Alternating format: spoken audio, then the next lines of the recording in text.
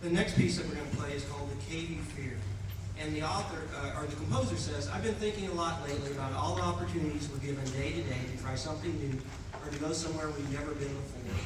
For a long time, I was the opposite. I used to prefer to stay at home, working on my computer because it was a safe and responsible thing to be doing.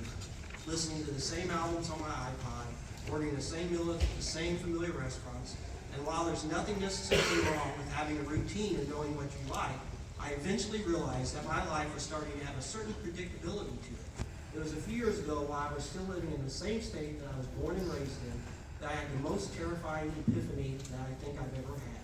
I was becoming increasingly bored and incredibly bored. When we hear our own call to adventure, will we jump up, prepared, or will we ignore it? Sit idly and take the easy way out because we would rather live life, be quiet and comfortable. So for the next 4 minutes, let's take a chance. Let's venture into the dark unknown. Let's fight whatever monsters we find in there. And although we might not always prevail, at least we'll have a story to tell by the end. This is The Cave You Fear.